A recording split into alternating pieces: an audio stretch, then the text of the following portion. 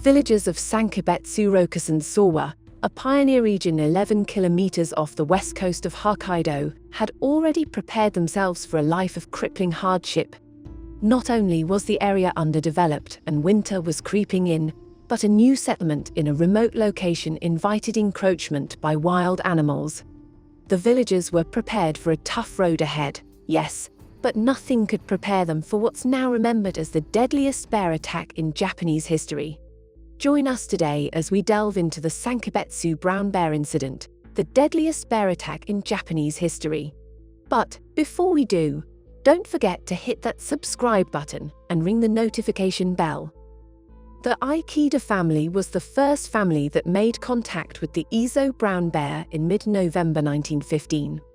They had first realized that a bear had crept onto the family's property when it had startled one of their horses. Members of the family recounted watching a brown bear make its way back into the wilderness with a good amount of the family's harvested corn.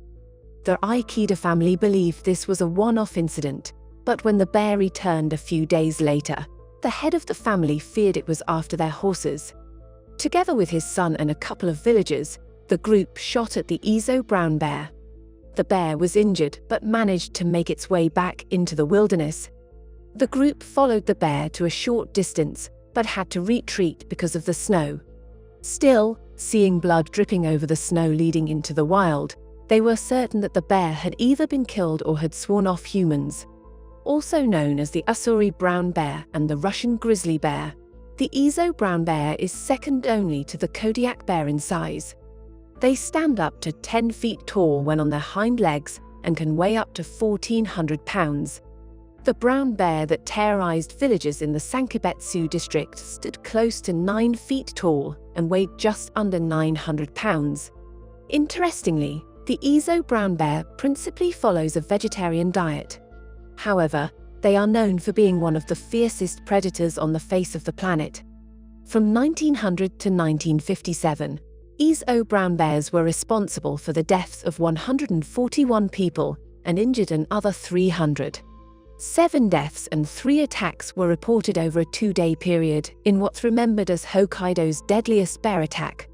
What was interesting about the brown bear the Ussuri family had encountered in mid-November, a fact that they didn't take into account until it had killed its first 2 victims 3 weeks later, was that the species was supposed to be hibernating during the cold winter. It soon became clear that the bear had awoken from its sleep because of hunger. The term used in Japanese is anemotazu, which translates to a bear that hasn't entered into hibernation. The next sighting of the terrorizing bear came on December 9th at the Ota family home. Abe Mayu, the farmer's wife, was outside caring for Hasumi Mikio, an infant girl. The bear apparently snuck up on the unsuspecting duo, immediately killing Hasumi with a bite to the head. Abe Mayu tried to fight back. She threw firewood at the animal and tried to rush back home, but she wasn't fast enough. Brown bears can reach speeds up to 30 miles an hour. Abe Mayu was dragged into the wilderness, leaving behind a trail of blood. A group of 10 gunmen quickly assembled to finish the job. They followed the Ussuri bear and noticed that its trail ended around the base of a Sakailan fir tree. At the base of the tree was a horrific sight: Abe Mayu's mortal remains. The bear had apparently dug over her remains in an attempt to preserve them for a later meal. The villagers had a theory that the bear had a taste for human flesh and would likely return to the Ota family home. They were right. That same day, around 8 p.m., the bear returned. The group was now some 50 guardsmen strong, and the bear was caught off guard by the slurry of bullets. More than a few managed to make contact with the animal. Still, it wasn't enough to take down the Ussuri brown bear. It was only enough to deter it from the Ota family home and find its way to the Miyok family residence. By now, the entire village had been notified of a man-eating bear being on the loose. The Miyok family residence had a few gunmen stationed outside, while Yeo, Miyok Yositoro's wife, was inside with her children. So far, the bear hadn't attempted to break into any homes, but the villagers soon realized that they weren't safe anywhere from the flesh-eating animal. In a horrific turn of events, the bear broke into the family's home through the window and immediately attacked Yumakichi, the infant Yeo was holding. What happened next can best be described as a terrifying turn of events. Yeo was knocked down and thrown around by the bear as it sunk its teeth into her. But when it saw Odo, the only guardsman who hadn't fled the scene yet, it released Yeo and slashed its claws into Odo's back.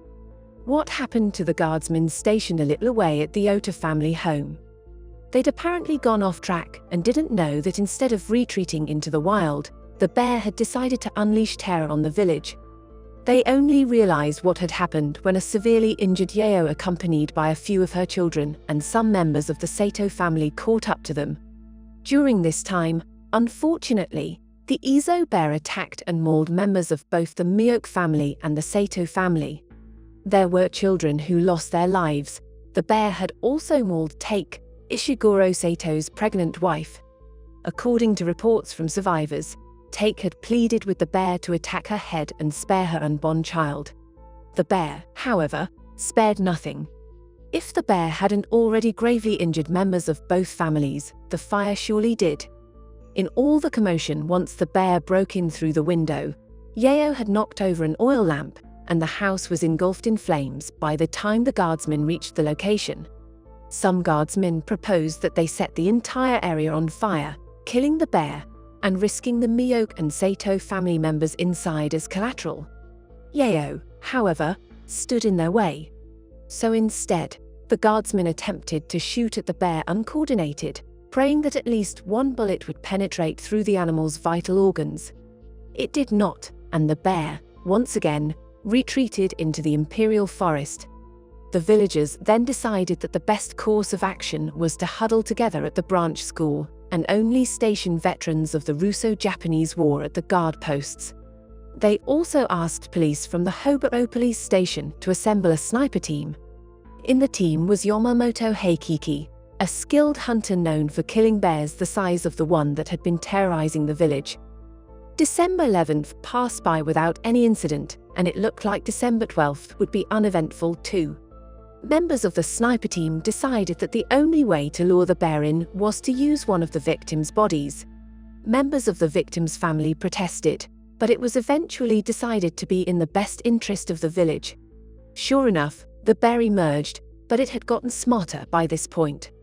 The bear allegedly looked at the victim's body, looked at the hideout where the snipers were located, and calmly went back into the forest. Interestingly, since the villagers had huddled inside the branch house, it took the sniper team a while to realize that the bear had been ransacking the empty homes and finishing their winter stock. That was why it wasn't interested in the victim's body. On December 13th, the sniper team, a team of 50, made it into the forest. The weather was getting colder and the snow was getting thicker. The leader of the sniper team understood that if the bear wasn't killed within the next 2 days, the odds were that members of the village would live in fear the entire season. Allegedly, one of the snipers had critically wounded the bear, which was supported by a bloodied bear's paw print in the snow. They still needed a body to take back to the village and claim victory.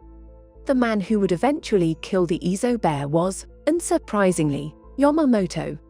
On December 14th, he took 2 men along with him and announced that he'd return with the bear's lifeless body.